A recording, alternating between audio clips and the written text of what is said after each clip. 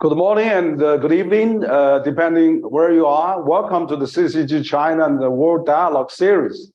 I'm the host of this series, Wang Huiyao, and I'm also the founder and the president of Center for China and Globalization. I'm incredibly glad today to kickstart this new year with another episode of a dialogue series. And this time we have the distinguished macroeconomic investor, distinguished great business leader, Ray Dalio. He's actually the founder, CIO mentor, and board member of the Bridgewater Associates, a global leader in institution portfolio management, and also the largest hedge fund in the world. In 1975, Ray actually founded an investment firm out of his two-bedroom apartment, Bridgewater Associates. And this company now, over 40 years later, Bridgewater has grown into the fifth most important private company in the United States, according to the Fortune magazine. So after 47 years of running the firm, Ray has since successfully transitioned its management to the next generation of leaders, but remained intimately involved in the investing side and as a mentor to the firm. Ray is also a major philanthropist, deeply involved, devoted to protecting the oceans and closing the education and opportunity gap in this country, in the United States, for example. He's now in the third phase of his life, where he wants to pass along what he has learned to help others be successful via his New York Times bestseller book, as well as the popular LinkedIn articles, for example, such as The Mechanic of the War Economy, which I learned it from a lot when studying Russia-Ukraine, which is a great article, and also economic studies. And of course, his book has been translated into Chinese, the principle, the changing world orders. So from growing up in a middle-class family in a Long Island and falling in love with market when he was only 12, Ray has truly lived American dream. And not only that, along the way of running the Bridgewaters, Ray has discovered a set of unique principles that he's really great at summarizing, and had led to the Bridgewater exceptional, effective culture, which he has described that as idea of a meritocracy that strives to achieve meaningful work and meaningful relationship throughout the radical transparency. So actually, Ray's book has been translated into Chinese and now become a bestseller in China, I'm sure in the world as well. And particularly his latest new book, coming out 2021, the challenging of the world orders has been extremely important and enlightening. And so we're actually going to discuss his best-selling book, Principle on Dealing with the Changing World Order today. And here, precisely from Ray again, on his treading principles, of course, on how he looks at the war in this changing order, and also the turbulence of our time, and also now we are facing post-pandemic era, and how we can handle the world relations, U.S.-China relations, and all the other challenges. So Ray, I'm very glad you're taking the time out of busy schedule to join me, and maybe you can start your some opening remarks and say something to our audience today. Thank you, Ray. Well, thank you so much for having me. I started to come to China in 1984 as a guest of CITIC, which was the only window company at the time, the only company that could look at the outside world. And I've come through all those years. And so I've had the pleasure of getting to know people, good old friends, and the culture, and to be able to contribute in some ways. And so I so appreciate the opportunity again to exchange thoughts because I think that this is a particularly important time for mutual understanding. So thank you very much. You refer to the Changing World Order, the book about principles for dealing with the changing world order. And what I learned in my life over the years, over 50 years of macro investing, is that many things that surprised me because they didn't happen in my lifetime before, but they happened many times in history. Pandemic is a good example. But I didn't realize that if I looked back on history when these new developments occur, that I could learn the lessons of the past. And so there were three things that drew my attention that led me to study the last 500 years of history, particularly to study the rise and declines of world reserve currencies and the empires that were behind them.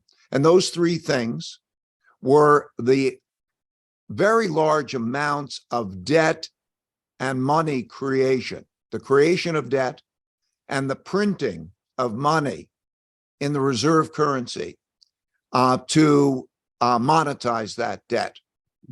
That's one. Never happened in these magnitudes before, these levels of debt, this monetization. You have to go back to the 1930 to 45 period to see that, and it happened many times in history. The second is great internal conflict because of large wealth and values gaps, leading to very large political gaps of extremists of both sides, populists of the left and populists of the right, and that conflict. By all of those measures, wealth gaps, political gaps, and so on, in the United States, the gaps are the largest also since the 1930 to 45 period. Actually, they're larger than that.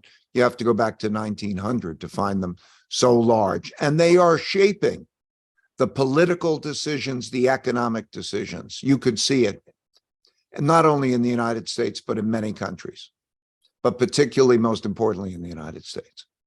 And the third force is the international conflict, the great power rivalry that most importantly exists between the United States and China now, and also, of course, Russia, and those types of conflicts. By all measures, and in the book, you see all of these are measured, and you see statistics that go back 500 years, and you could see that these are the largest. So I studied that. And then when I studied history, I also saw two other major forces. And in China, you know it. Those are acts of nature is the first. And that shows that droughts, floods, and pandemics have toppled more civilizations and killed more people than wars or depressions. They have a bigger impact, very important. And of course, they are factors today. And the fifth is human innovation and inventions. And this is a particularly big factor. So those five factors, the wealth and the printing of a lot of money, creating a lot of debt. The second is the internal conflicts. Third, the external conflict. Fourth, acts of nature. And fifth, the technology. And they operate in big cycles. You can see these cycles over and over again. In the book, you'll see the charts measuring all of these things, plus many others. And they form these big cycles. And so by knowing where we are in the cycle helps me today. Now, when we look at 500 years of history, we think, oh, why do we look at that? That's so big and irrelevant. But these issues right now affect us at the moment. The debt and money situation, the internal political situation, the external, we see it day by day, and they together are determining the environment we're in. So that's the background, I hope, of our conversation today. Sure, great. Thank you, Ray. Excellent. You have really very uniquely pinpointed out the five major challenges actually we are facing today. But you have also looked at that into the historical development as well. Absolutely right. I think talking about your first observation on that, in your debt issue, printing of the money and all those things. That has come to a stage. I don't know how sustainable that can be. So perhaps on this first two, and also the second, I think that the rising populism, which I think we are facing a deglobalization right now, and how we can really meet that challenge, both for U.S. and China. We all have that kind of issue, of course, and also so those two probably are most come to the attention of the people. That issue. I mean, China may be less serious, but U.S. is really, in particular after pandemic, is getting more challenging now. But populism is another issue. We see a polarization in both U.S., probably also in China and other countries. So what do you think about the current situation we're in on those two issues? First, let's have some thought from you, perhaps. Yes. There are two debt cycles. There's a short term that usually is what they call a business cycle. On average, it's averaged about 7 years. In other words, from recession to growth to bubble to recession, about on average 7 years, give or take about 3 years. And those have added up over a period of time to a long-term debt cycle because debt levels have risen relative to income levels. And the way it works mechanically is very cyclical because when you give credit, you give buying power. But credit comes with debt, and debt is the necessity to pay back. And therefore, when you pay back, that is not stimulative, that is depressing. And so it produces that cycle. And because central banks don't want the bad part of that, they stimulate more and more at those cycles. And so the debt levels and build up. And one man's debts are another man's assets. And so that balancing act continues. And that's the cycle.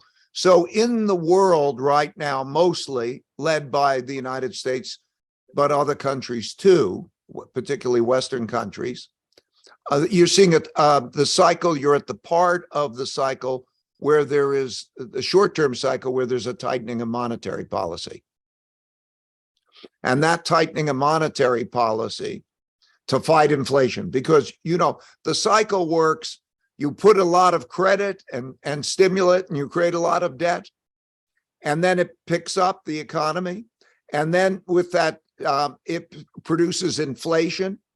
The amounts that were created are unprecedented, except in the 1930 to 45 period, the amounts of debt.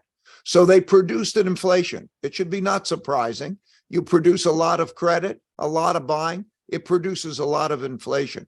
And so now you're seeing that tightness of monetary policy, but still you're producing more debt than you are paying back. In other words, the spending is greater than the incomes of the United States and a number of countries. And so that builds up. So we're in the tightening part of the short-term debt cycle.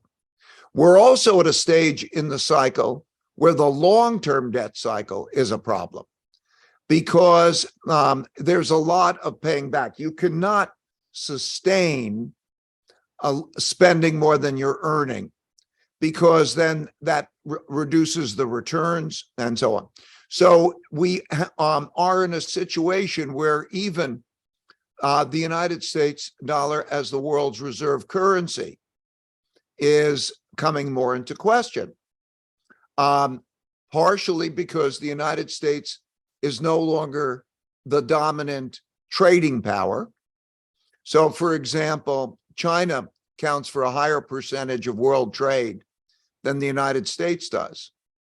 And up until recently, it did not denominate that trade in Chinese currency, in renminbi. But increasingly, there is a desire both on the parts of those who are transacting internationally and in China to increasingly diversify their reserves and their transactions. And so you're seeing that happen. So that's very relevant. Now, that is happening at the same time, as you point out, as there's internal conflict.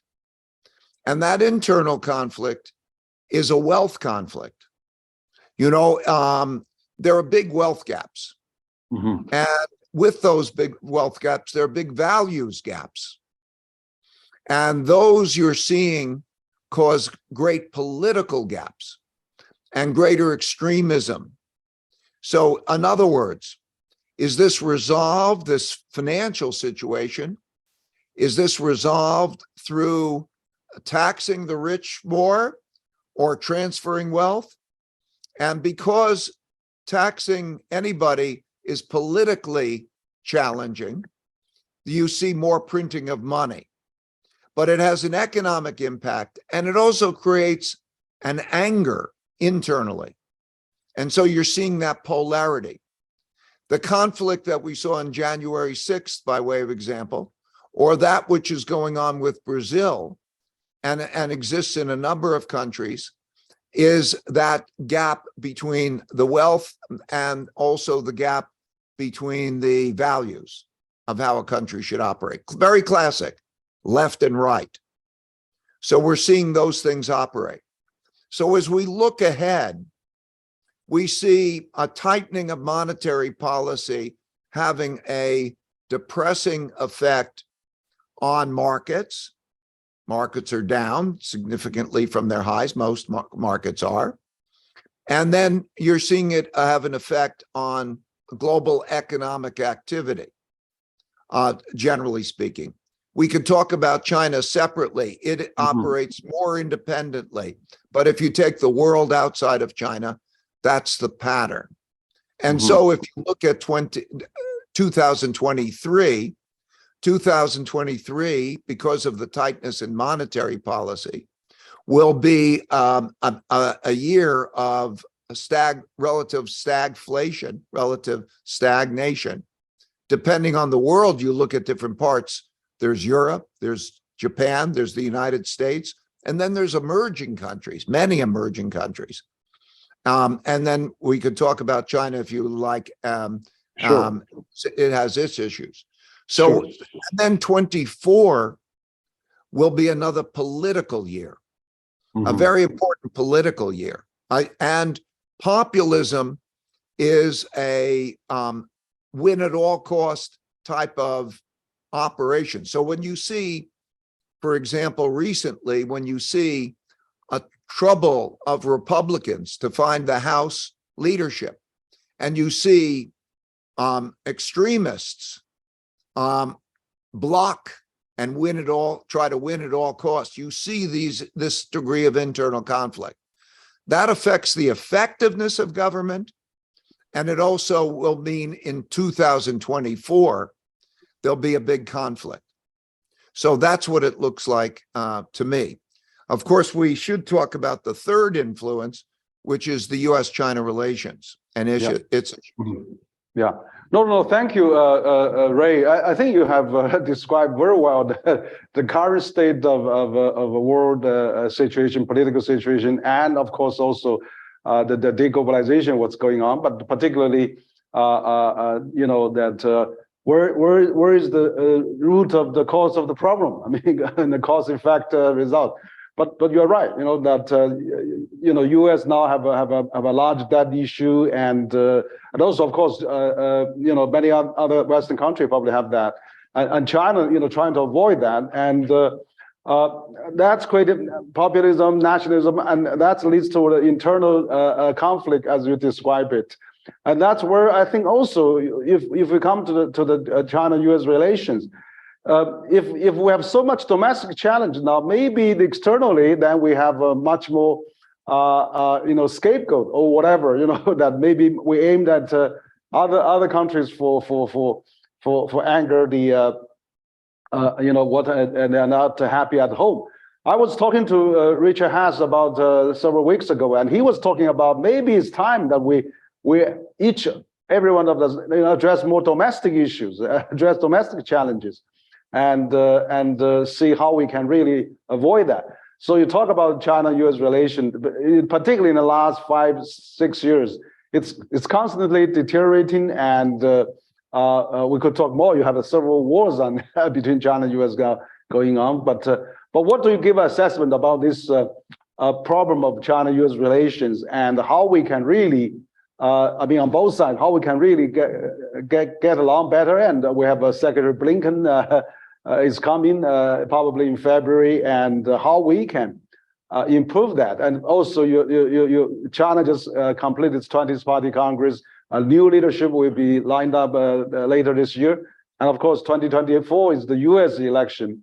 But given this transition, how we can really having a new equilibrium or balance or narrative, rather than now we have to.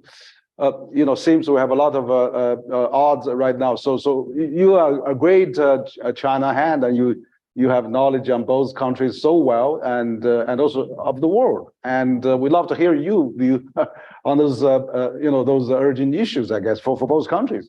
How can we avoid this kind of a big power rivalry, as some scholars describe, or His trap, as our friend Allison has been talking, Brian. Yeah.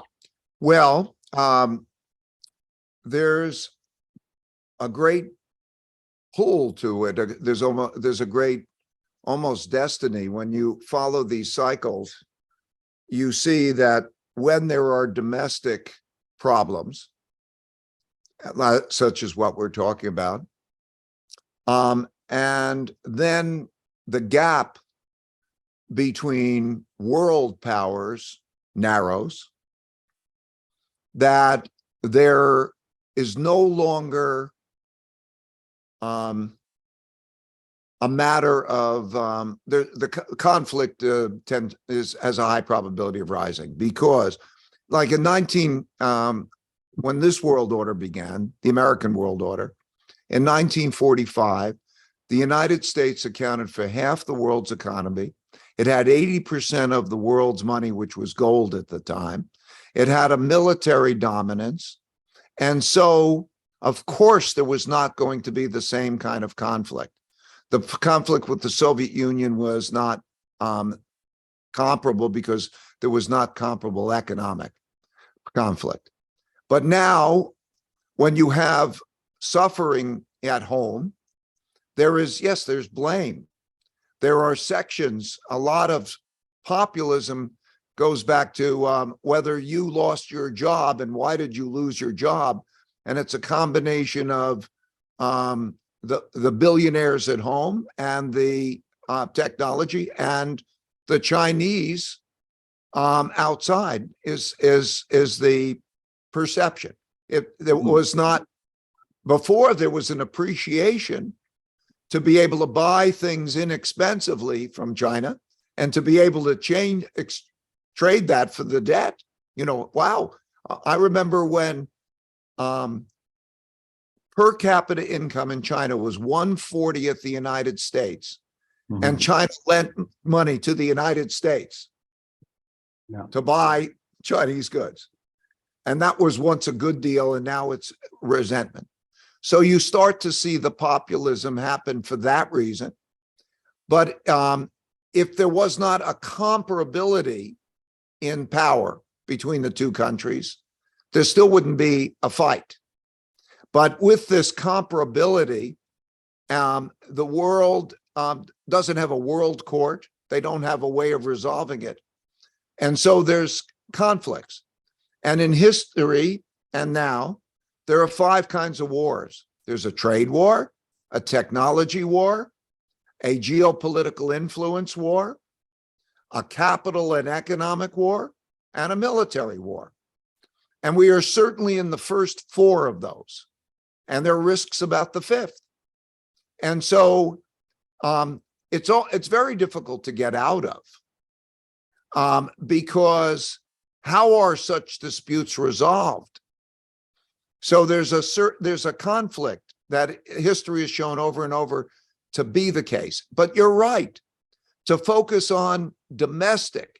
At the end of the day, if you want to be the most powerful and win a war, be strong domestically. Be strong domestically. And that has to do with the basics. Earn more than you spend. Be productive. Educate your population well. Be civil. Don't have internal conflicts. And so both domestically and internationally, these basic fundamentals, earn more than you spend, be civil with each other, work well together, and all of those are what will determine the strength. So yes, there's a destiny to this. There's almost a very, very big pull, not just because of patterns, but the patterns happen because of reasons that now exist. Yeah. Now, what do you do about that? Yes. Okay. What you do about it first, I think, is to recognize that you should be very fearful about a military conflict, each side, because the power to do each other harm has advanced enormously, like great technologies. So the great technologies of doing each other harm are greater than ever before. So there must not be that. So that fear of that, we all should be fearful. Everyone in the world should be fearful of that, and then deal with that at all cost. And I was very happy to see that President Xi and President Biden's dealing with that question was primary in their last meeting. And that is what's leading to Secretary Blinken's visit. So it's a very, very delicate, but the fear of mutually assured destruction should be a very great fear, and that's a motivator. I don't think the other competitions are going to change. I think they'll intensify. Trade war, technology war, geopolitical influence war, economic and capital wars. I think that those will, and that'll be a test of the strength of the two systems. So I think that that's what we're looking forward to. So we must not have that military war. Yeah. Thank you, Ray. That's an excellent analysis of the current situation. I note actually President Biden proposed actually OECD and G7 and then late G20 all agreed to propose this global minimum tax, where I think the multinational, you see, Fortune 500 companies, I mean, even including China now have more Fortune 500 companies now than probably US. When they operate worldwide, they should have the minimum tax so that they can, benefit both the home and host country. So there probably is a tendency now where this company operates worldwide, but then they left to the Midwest or Rust Belt or interior of the country, that where the blue collar workers not benefit from this globalization. That's where politics is local and business is global. So this kind of situation, particularly probably U.S. experienced that in the early phase, and China will probably continue to do that. You mentioned there's no global governance. That's precisely where WTO, IMF, UN is not functioning as in the 50s or 60s or early days when it's established. The Bretton Woods system is probably ineffective now. So how can we really safeguard this multilateral system and really work together on that? I mean, you mentioned also the access of nature and also the technology and all those happening. How can we, the big countries, work together to avoid that? Otherwise, I think, as you said, competition is continued, but where's the cooperation? So And China is rising. I mean, lifted 800 million people out of poverty, contributing 70% of global poverty reduction, actually, for that period of time. And which China doesn't export refugees or famine, and which is helping the world stabilize, as you said. Also, we provide affordable, good priced product, kept inflation low, and China is become the largest trading with 130 countries. So how can we really resolve that differences and then really mutually acceptable? I mean, or reach a new equilibrium. I mean, we are certainly in this progress of trying to sort it out with each other, adjustment made for each other. But absolutely, you're right. We cannot go to the hot war. That's devastating, and that's terrible. We are already facing the pandemic, facing the climate change, facing all those natural disasters. We cannot afford to fight among ourselves. So what do you think of the solution? I mean, how not go to the hot war? But you are a great expert economically and on the trade and investment. So can they intertwine? I mean, we are also different from the Cold War era because we are so much intertwined. Economy depend on each other.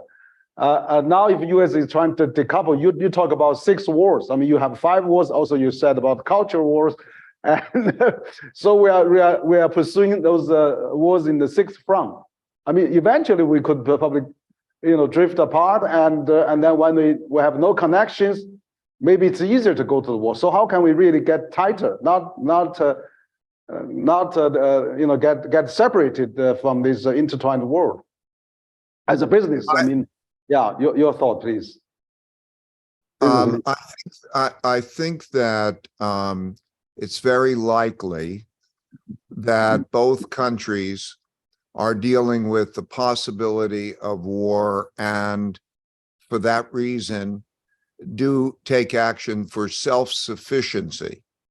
The building of technologies, for example, that are dependent, that one is receiving from the outside world and one is dependent on, needs to be done in both countries so that there is an increasing move toward building that self-sufficiency. That's inefficient, but it redirects the economies in that way among the great powers. There are other countries in the world that are not in this great power rivalry. India, the ASEAN countries, the Middle Eastern countries, and so on. And in many ways, they are becoming more global because they are benefiting from some of the conflict. For those who want to avoid conflict, they're moving there. They're moving their capital, or they're moving their production to other places while this is taking place. I think we're going to see more of that as a result of this dynamic. And to be neutral in these wars, in this conflict, is a preferred path that most other countries are on, they want to be on. And as a result, you are seeing globalization take place in different places in different ways. So I think it's important to distinguish the countries that are in conflict: China, Russia, the United States, Europe, to some extent, NATO countries, and so on. For those that are not in conflict and don't have many of these issues, there are countries, if you want to pick what the good places are, they are those that are earning more than they're spending, take in more revenue than they're spending. They have a good income and balance sheet. They have limited internal conflict. They work well together. There's harmony and effectiveness. And they are not in external conflict. And so you see in some countries that people from all over the world, including China and the United States, are going to some of these places because they become places of opportunity while the others are in conflict. I think that's a trend. I don't think it's the end of globalization as much as a movement of globalization to other places, because this power exists from globalization. You know, when you get the best minds and technologies together, wherever it is, it's a very powerful force. So I think that that is what we're going to see more of. Mm-hmm. Yeah, thank you, Ray, and that's very frank and straight analysis. That's something very unfortunate that, you know, if we get into these two spheres or two scope of the world. I mean, I see China actually pursue a more economic globalization, where I think U.S. now is is probably still. I mean, because they have win the Second World War, and then they're still playing some world. Safeguard world order that they established, but more on the security side. You know, for example, the NATO has now taken more countries in, and now also you have Five Eyes. You have Biden administration basically set up Quad security Quad alliance, and then AUKUS for nuclear submarines, and then all those around China, all those military stuff, IPF, Indo-Pacific Economic Framework, even. Have those ASEAN countries in that too. But then we see China is competing. Actually, China has launched the Belt and Road Initiative. China has joined RCEP, and China even wants to join CPTPP, which is designed by the US. Wants to join DIPA. It's a digital partnership. China has started a China-African Corporation. China signed economic investment treaty with the European Union, which hasn't been effective because of the sanctions. But China also recently started with Latin American, but recently with Arab countries, like summit between China and Arab leaders just last month. So do we see two lines of a globalization, more on economic, but China pursue more economic globalization, whereas I think US pursue more security globalization. But but in those countries, it's difficult to pick the sides, as you said. There are some countries doesn't want to get involved on that. Now it's maybe has to pick side, which is not healthy, and we're probably going to bring the world slowing down, or even in recession if we continue like that. So what do you think about? First of all, I think that most countries will not pick sides. Yeah. And the alliances now. I understand there'll be a lot of pressure to pick sides, but at the same time, I think most countries aren't, and you can see that in the UN votes on the Russian issue. You can see that on trade deals, as you say. For example, in the Middle East, President Xi's visit. You can see all the deals that came out of that visit. When I go around the world and I speak with world leaders, they often ask me, which side should it be, US or China? and then they say, and when they go through it, they say, if it's economic, it's probably China. If it's military, will the United States be there when we need it or not? And that's kind of a popular thought. But by and large, you could see most countries are behaving outside of that alliance to try to, just go on, and that's benefiting them. India is benefiting from this. Indonesia is benefiting from this. Some number of ASEAN countries, Middle East is benefiting from this in many ways. So I think that that's our new normal.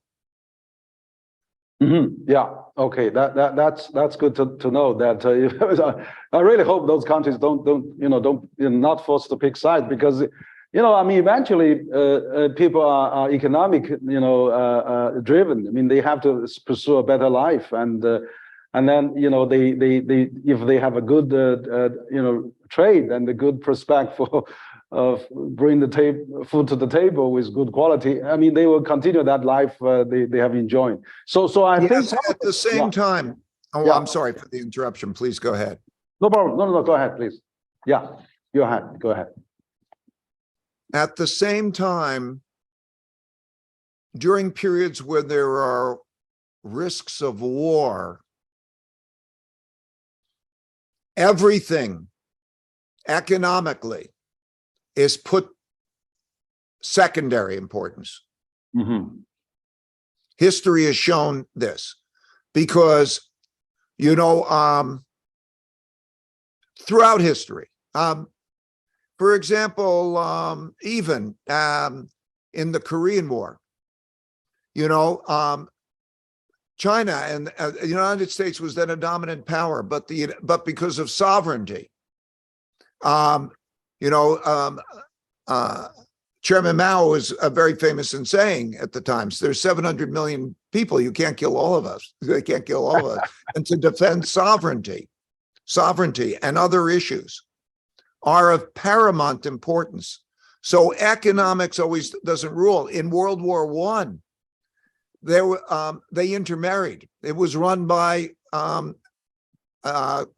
kingdoms, and they still went to war. So war, when you have the risk of a war, you have economics will take a secondary role. Of course, it's a predominant. It's the most important thing under normal circumstances. But for example, now the idea of being self-sufficient and doing things that might be uneconomic, but on the other hand, guarantee that you can have your supply, that you have your production, that is of like paramount importance. So yeah. I wouldn't, it's correct. I agree with you that economics is important, but at such times, you can't necessarily assume that the highest living standards. It's not a big deal. Since I started coming to China in 1984, per capita income has increased by 28 times. As you point out, life expectancy increased by 10 years. The poverty rate in terms of being hungry, went from 88% to less than 1%. Amazing achievements. If there was negative growth, even some negative growth, a recession of negative growth in China, in comparison to where China has been, you'd almost have to be spoiled to complain if you're taking what you look at the whole living standards. So sometimes it's expected that people will not necessarily put a decline in their living standards as paramount importance. People sometimes have to suffer a little bit for the greater good. And you know that. Any Chinese who studied history and the dynasties and so on knows that. Yeah, absolutely. Ray, this is fascinating. I think that we are living in a world since World War II, 77, 78 years ago. The world has really prevented the Third World War because of the prosperity, the boom we had, through World Bank, IMF, WTO, and all those things. Now we have all those new trade arrangements. So we hope that we continue. But you are right. You mentioned about this internal conflict, populism, nationalism is rising, and that's really driving us apart and now force us to be decoupling or self-sufficient, and that may lead to cut down our ties and connections, and we'll be driven to self-prepared for the hard war, and that's really that's really dangerous. I would say. Because it's precisely, we, as we discussed at the very beginning, we want to, both US and China wants to address its own problem. Let's fix our own houses rather than we look outward, and for other countries too. So if we can really working diligently on our own and then not really blame each other, probably we could still continue some engagement with each other, particularly the trade. I mean, it probably is the best medicine for keeping everybody, still intertwined. And I look at your this great book. I mean, it's really fascinating. Of course, you talk about three big cycles. These those internal order, of course, the debt, and of course, cycle of external order. And so we're talking all those issues. But you talk about other. There's some 8 key measures of power, eight key measurements of how we can do better domestically. You know, maybe if we concentrate on domestic issues, you talk about innovation, technology, cost of competitiveness, military strength, trade, economic output, markets and financial center and reserve currency status, and also, of course, there's other factors too. So education is very important. That's right. So is very important. Yeah, education and those. So now China is catching up on education. For example, it currently has 280 million people who has a college degree, and every year they produce 10 million graduates of a college, and so if every country is focused on that, and then maybe we could still find a way to cooperate with each other rather than we have to be in this rivalry mode, and I don't know how far that's going to lead us, but it's certainly not good for future generations. So any advice you would give to both countries and how we can continue to live peacefully? I was talking to Joseph Nye, Harvard professor, some time ago last year. He was saying, look, there's a 20-year cycle. Of course, now we are in a very agonizing period where we are a very difficult, challenging time, but maybe in 15, 20 years, we will reach a new equilibrium. Maybe, China will of course accept US will accept China, because China already accepted globalization, accepted this boom that trade has bring China, and China wants to maintain the existing global order, and whereas the US now it probably wants to change that. So how can we change for the better rather than we have to divorce, decouple? And that's really bothers all the people here in China, probably. It is so much better when we work together. There's the fear. I have a principle. If you worry, you don't have to worry. And if you don't worry, you need to worry. Because if you worry about something, you will prevent the thing you're worrying about. And if you don't worry about something that might happen, you won't prevent it. And so first, I think worrying about this conflict is a good thing. I think then also that if you look at the opportunity of what the world can be like when we work together, which we have seen that is a beautiful world. There's so much more creativity. There's so much more harmony. I love the harmony and people who've experienced it. And so it needs mutual understanding. It's why conversations like this and spending time in both places is so important. So there's a lot of upside to harmony and working together. And there's terrible downside for not doing that. We all know that. The question is, can you get away from, what's called the prisoner's dilemma? Yeah. A prisoner's dilemma. If you don't know if the opponent is going to kill you or work well with you, even though it's in your both interests to work well together, the logical thing is to kill the opponent. And that dynamic and that competition is the threat. So we know that this greater good. I just hope that as we work together, maybe in these different ways that we can achieve that, but we have to be realistic.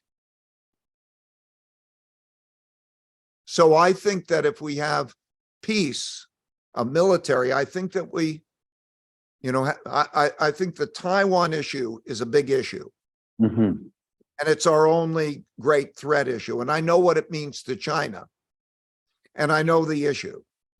So, but if we can deal with that issue somehow, and we must, then there's just the competition.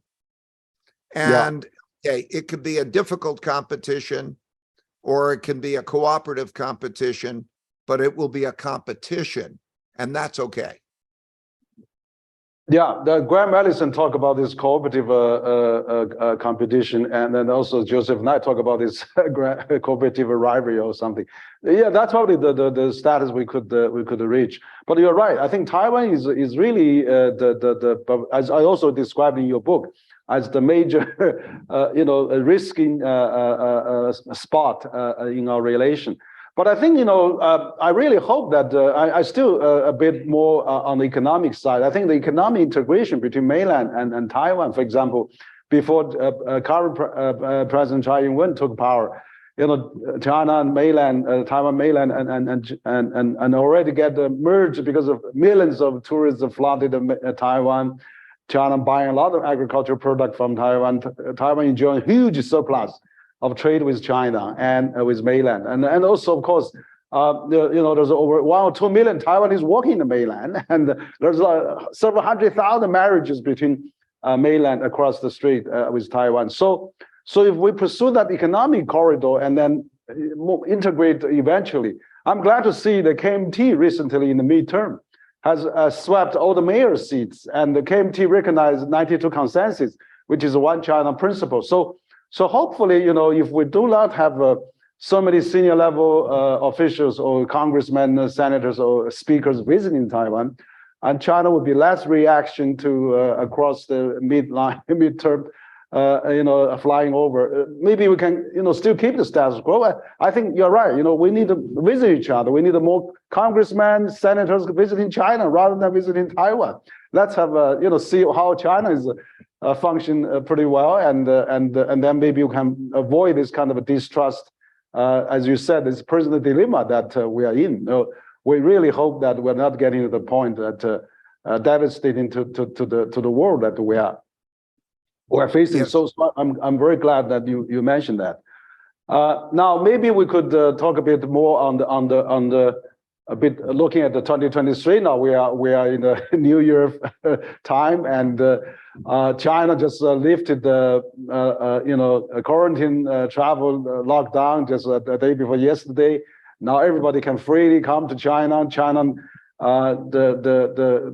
Omicron seems reached a large herd community now, and everybody, the traffic is busy and the restaurant is full.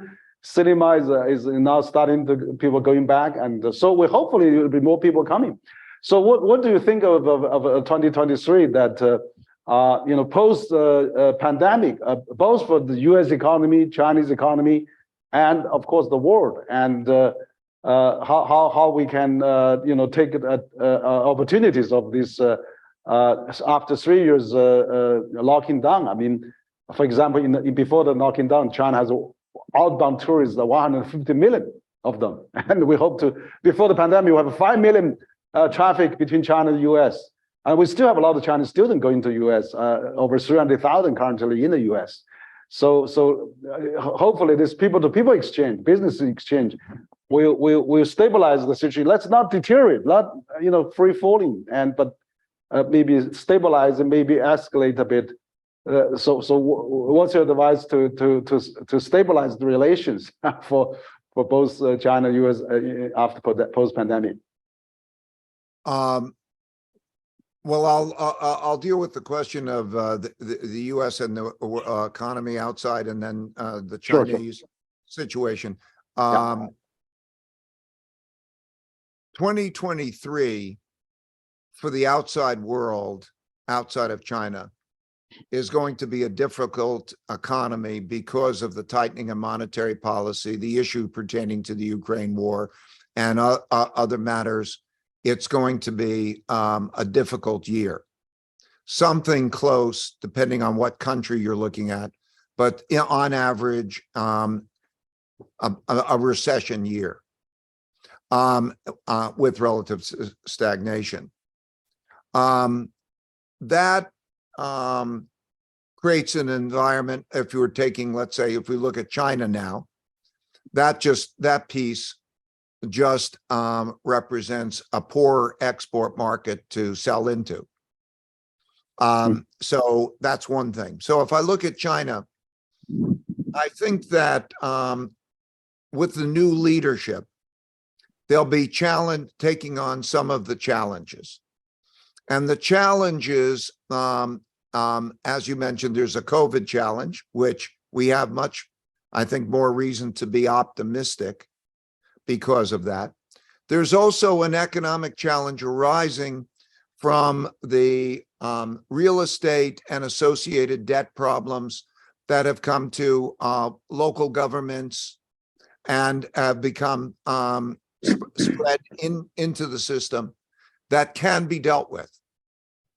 And my hope is that as we come to 2023, that those economic issues can be dealt with, because whatever debts that exist in finance are in the local currency. And so the ability to deal with that, I think, is there. So, but that is a factor, as you know. The another factor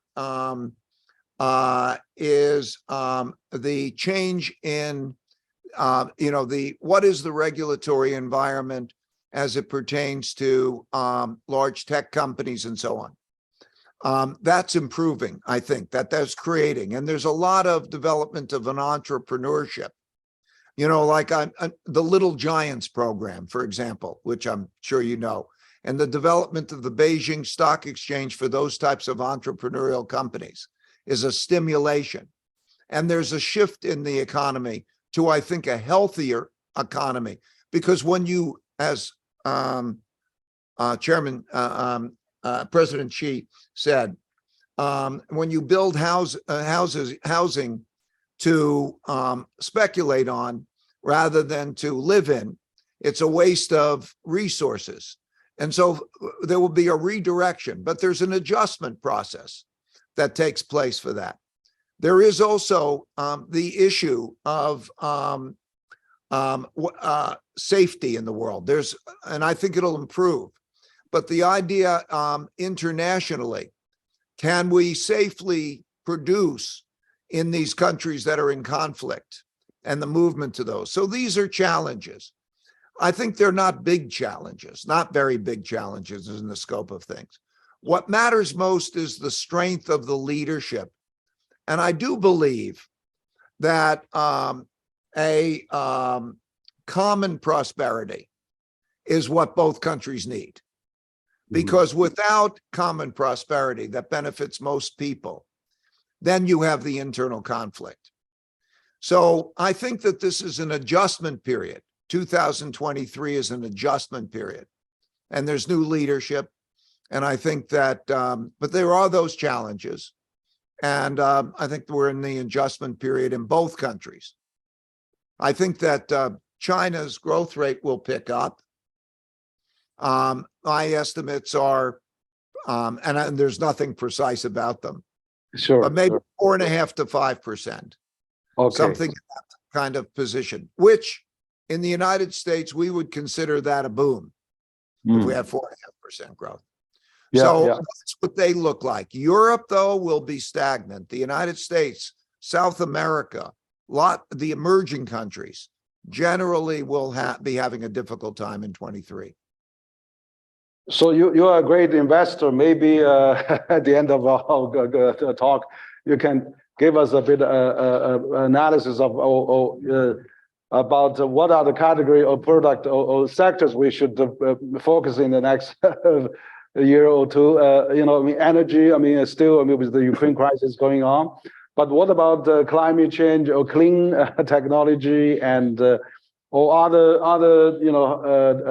technology development, AI, or so what are those new sectors that we should really look into, and maybe country and regions that we should pay more attention to in terms of looking at the global where we're going to put our money or investment into that. Perhaps, yeah. So maybe you're the vice, the wisdom of the vice, please. Diversification of good places and good industries is very important. And so I would say good places are places in which there is more income than expenses, that they're profitable, that they have good income statements and balance sheets. What are a country's finances? This is very important today. Those who are financially strong. And you could see it, income statements and balance sheets, like people or companies. The second is internal conflict. If you have great internal conflict, so it becomes dysfunctional and creates uncertainties, great uncertainties, that is disruptive.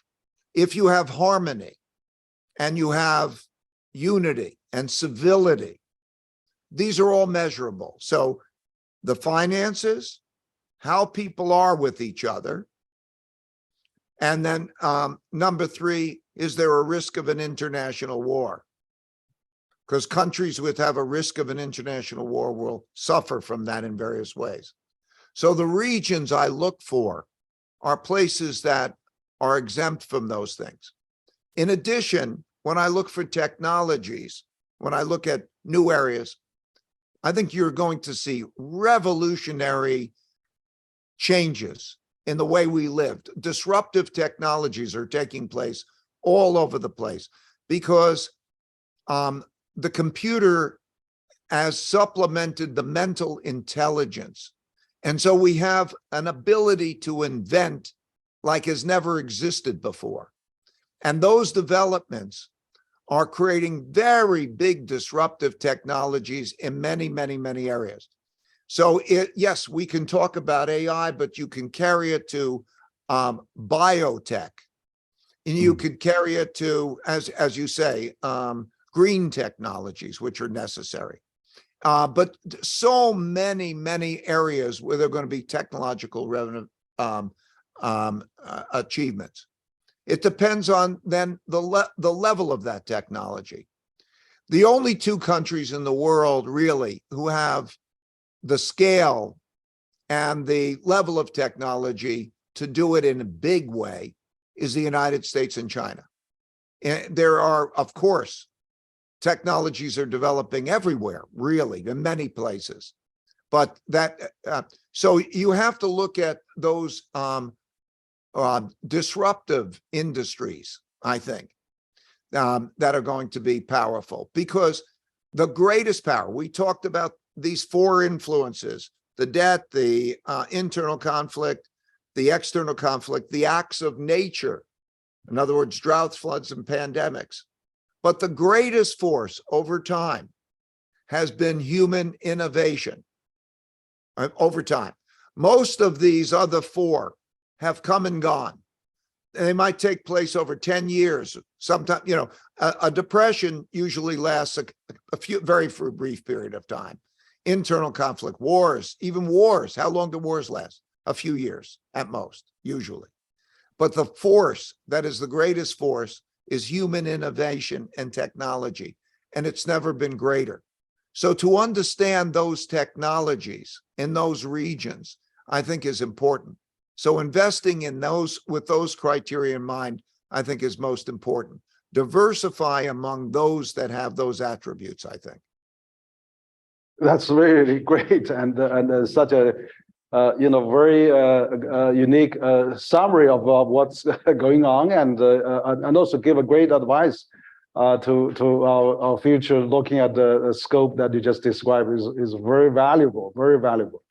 So I think we have covered quite a bit our topic today. We talk about all those great dynamics going on that affecting the world, affecting U.S. and China, and also how we can really solve our own problem with our internal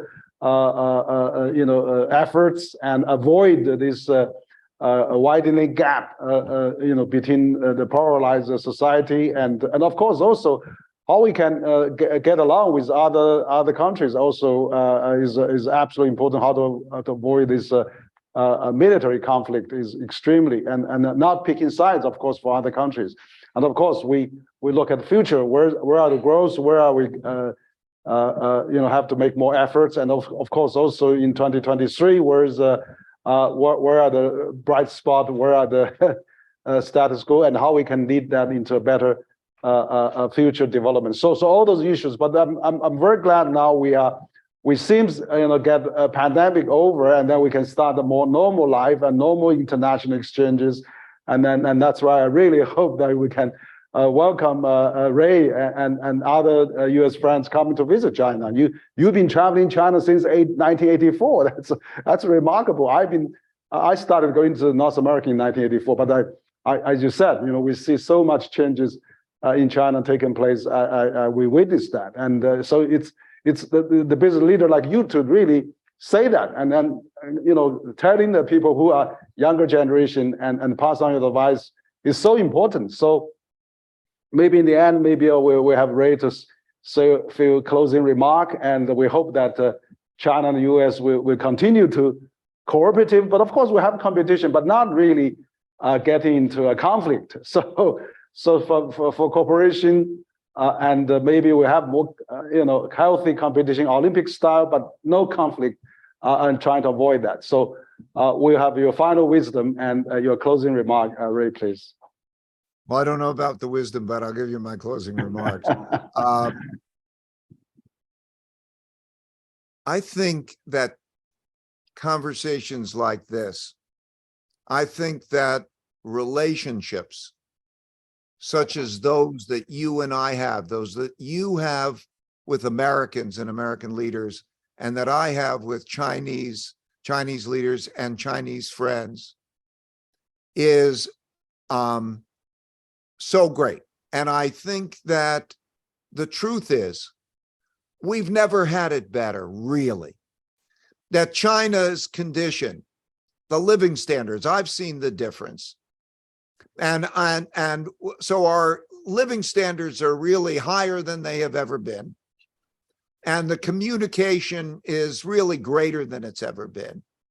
And there is this threat, but most likely the fear and the wisdom will prevail, and that we will continue to build on our relationships, I believe, as long as we don't waver in pursuit of those types of friendships.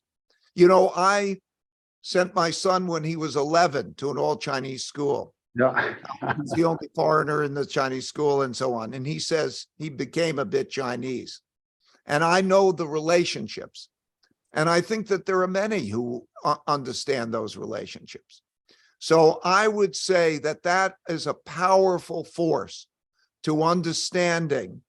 And we just have to continue to have these types of conversations and these kinds of relationships. And I believe that that force is a great force that will win out in the end. Great, thank you so much, and Ray. I really what we have discussed today is in a lot of this principle for dealing with changing world order, and we have that actually translated by CITIC Press in Chinese version, which has become the bestseller already now in China. And we really appreciate Ray taking the time to join CCG Global Distinguished Dialogue series. And we have learned so much, and we're going to really, we'll play this, and we'll actually transcribe, and we'll have a book actually with all the other distinguished dialogue series. And I really appreciate your time to join us today. And we hope to see you in China pretty soon in 2023. And we look forward to the future cooperation between China and the US. Thank you so much, Ray, and thank you for your time. Thank you. Okay, see you. Bye-bye.